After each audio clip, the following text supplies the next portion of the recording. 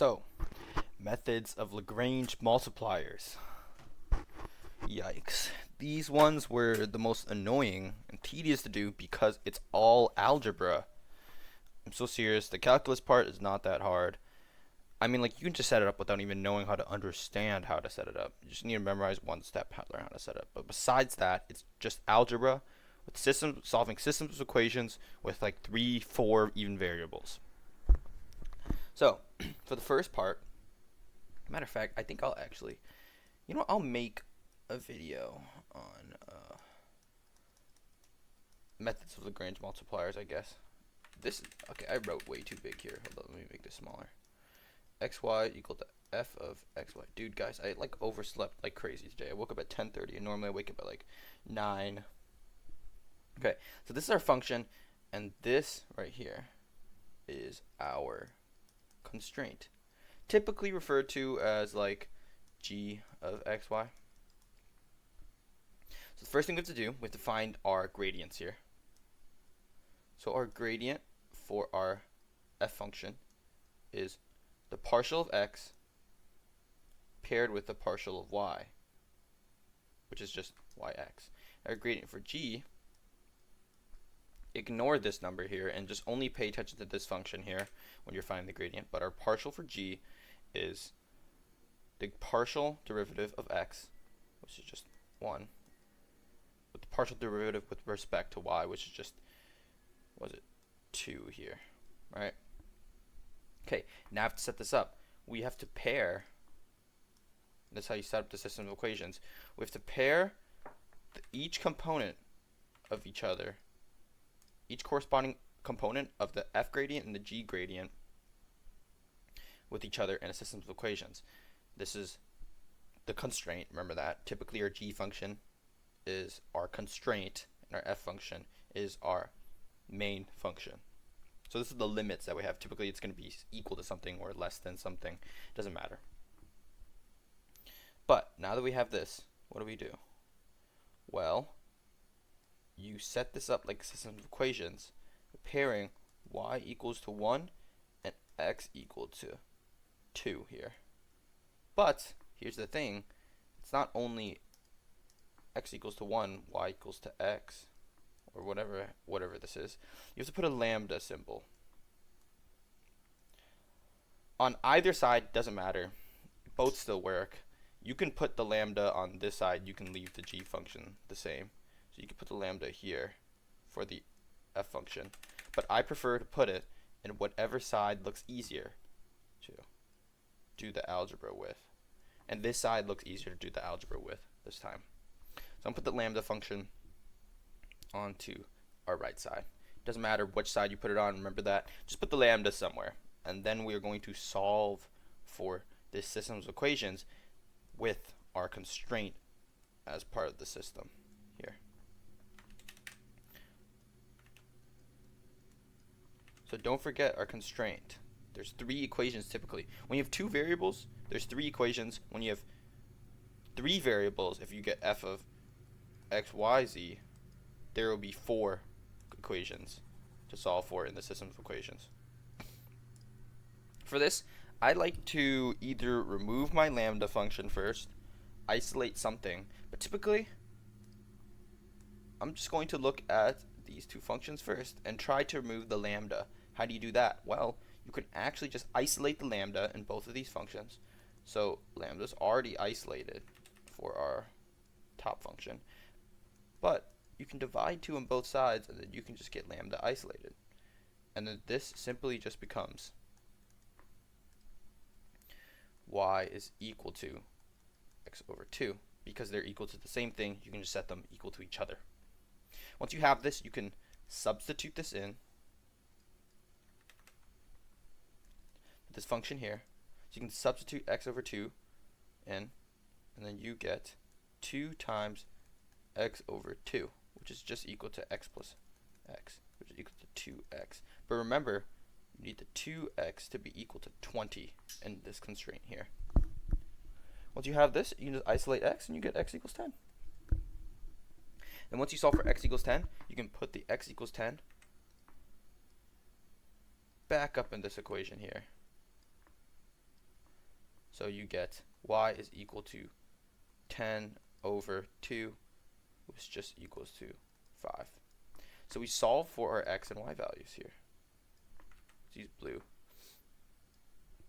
But we have to make sure that these fit into this constraint here. So let's try that out. Let's plug in 10 for our x value in this constraint, and then let's plug in 5 for our y value. Then what you get is 10 plus 10, which is equal to 20. So these values work and they solve this system. And whatever value we get for lambda, it does not matter. Oh, I erased our answer. Now that we found this point here, 10, 5, we can multiply them together like the main function here. So we're taking inputs of 10 and 5, and you just get 50. And within this value, it is this Methods of Lagrange Multipliers solves for some optimization problem with a constraint, like a limitation that looks like a circle, that looks like a line. It doesn't matter. But whatever points we solve for is a local min or a local max within a constraint. And I don't know, this is probably like a local max. So there's other ways to solve for this other than using parameterization or setting the x and y partials to equal 0.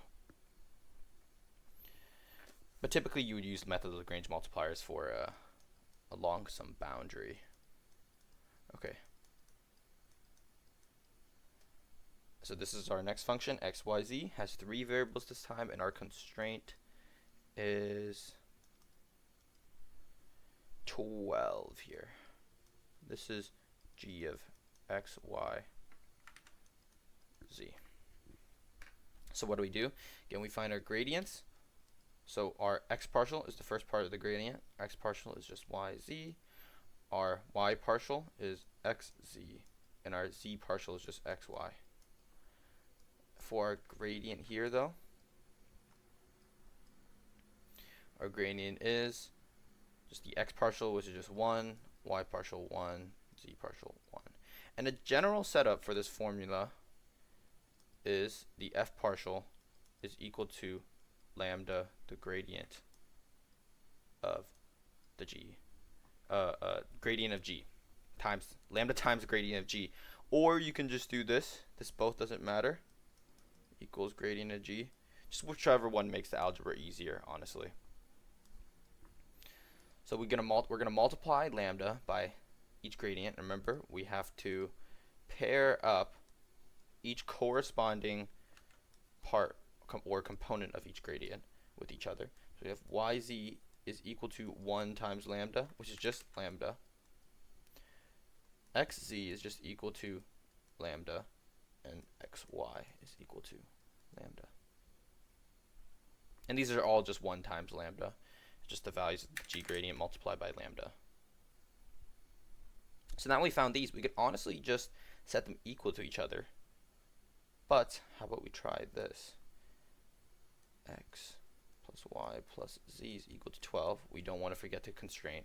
And for this, you're just going to have to use some more tricky algebra. And I'll show you how to do this. Y times z is equal to x times z. So you can actually just cut off the z here if you divide by both sides. Therefore, y is equal to x. How about here?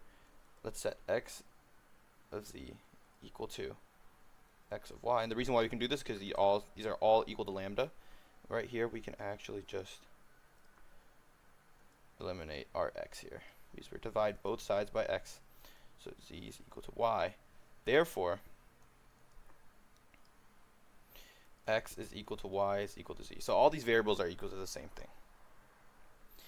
If we use that conclusion, we can just replace y and z or x with any arbitrary pick here.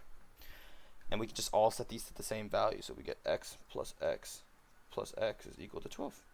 So we have 3x is equal to 12. So we're solving for x is equal to 4.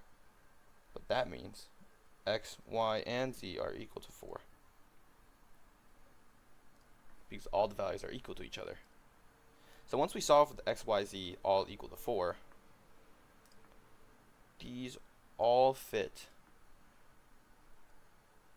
our Lagrange multipliers, and all we do is solve for this. And this is what we get, 4, 4, 4. And our point 4, 4, 4 is some optimized point, and I think that's the only point, matter of fact. Yeah, that's the only point within this constraint.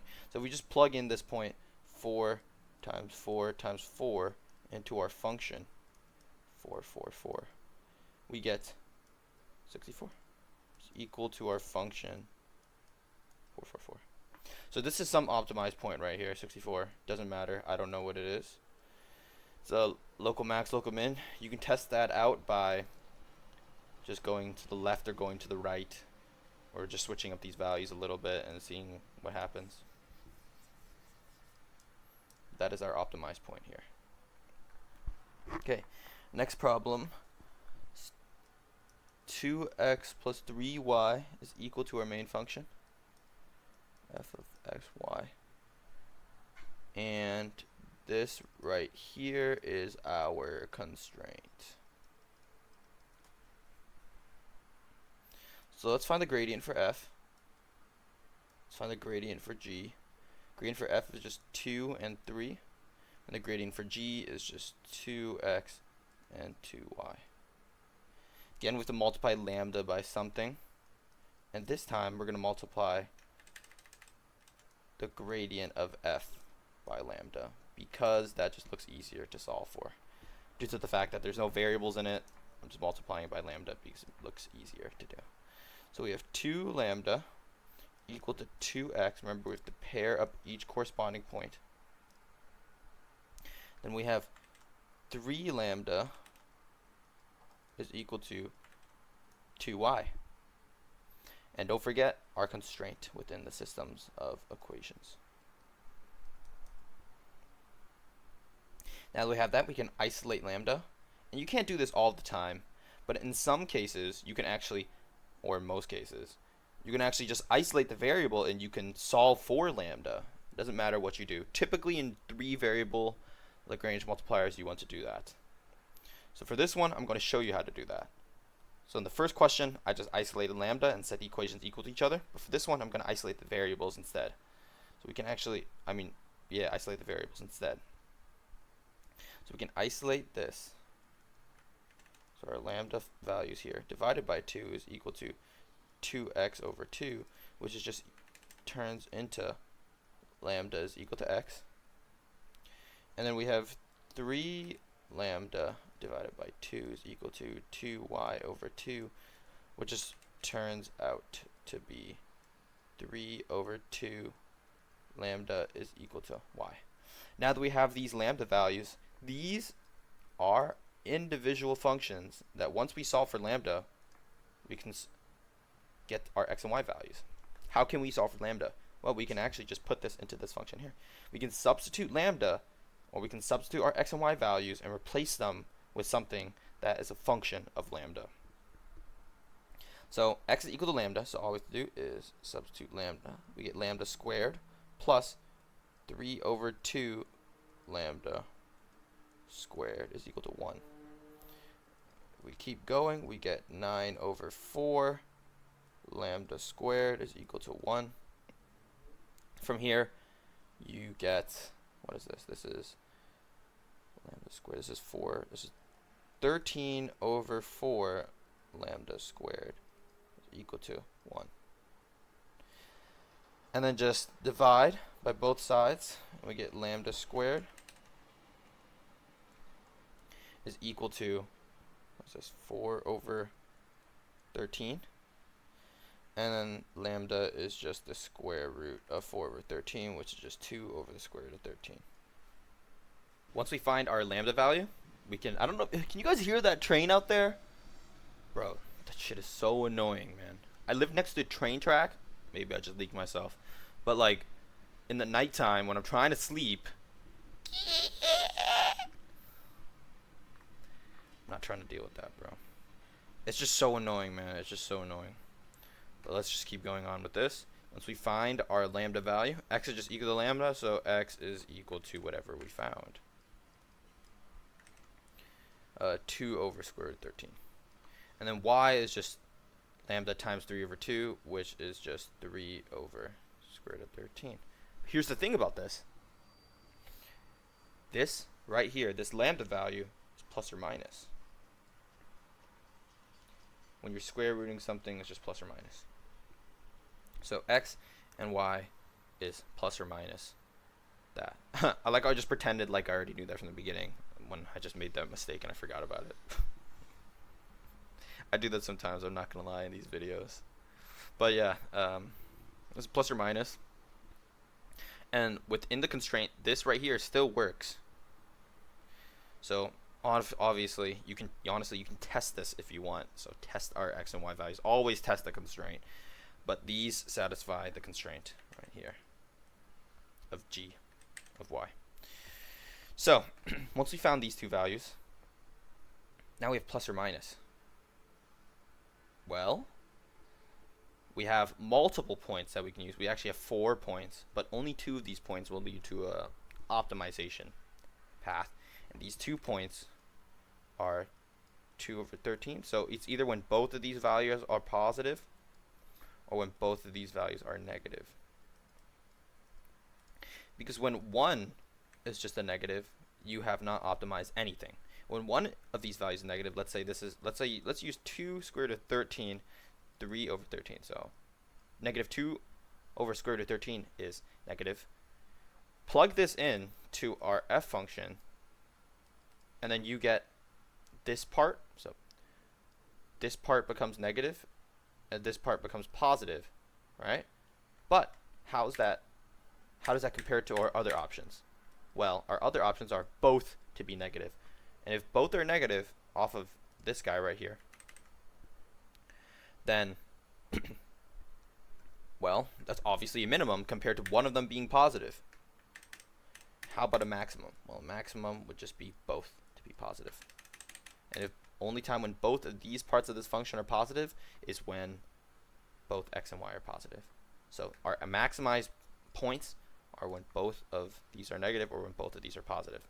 And sometimes it's not going to be that case, especially when you have a minus. So let's say if this was minus, then you want y to be negative to maximize the function.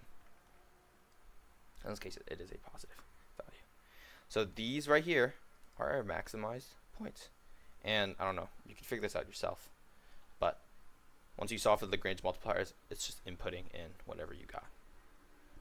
So to quickly recap this, you have a primary function, doesn't matter what values, and you have a constraint. And with that, you find their each gradient and set them equal to each other with each corresponding coordinate point, each corresponding component of the gradient. You multiply lambda by either one of them, whichever one makes the math easier. Let's say you multiply lambda by f. And when you multiply lambda by f,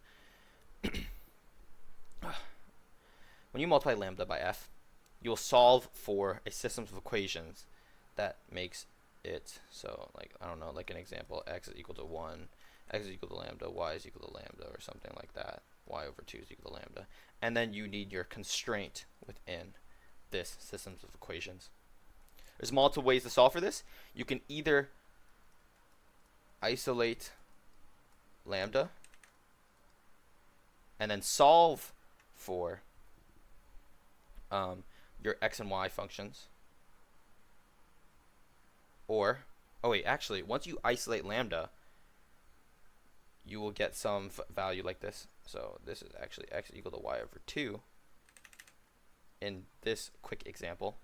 And then once you isolate lambda, you can set the equations equal to each other to get some other equation, and you can isolate some variable. X is already isolated in this case, and you can replace x, or you can substitute y over 2 for x in your constraint, and then you can solve for y. You can also isolate your variables. So x already isolated here. So you can isolate your variables instead. And then you can substitute lambda into your constraint and then solve for lambda. And typically you want to do this when you have 3 variables instead. In the case that I showed you, you didn't need to do that. But for harder problems, you want to isolate your variables first and then substitute lambda in. And then solve for lambda in your constraint. And another way was, what was it? Well, it was our second question. The other way was just using some math tricks. And then once you isolate everything, you solve for lambda, you'll get some x, y, and z points. Or some x, y points. And using properties of numbers, maybe this is plus or minus, using your properties of numbers and using your main function, you can decide which ones are your maximized and minimized points. So if you have any questions, put it down in the comment section.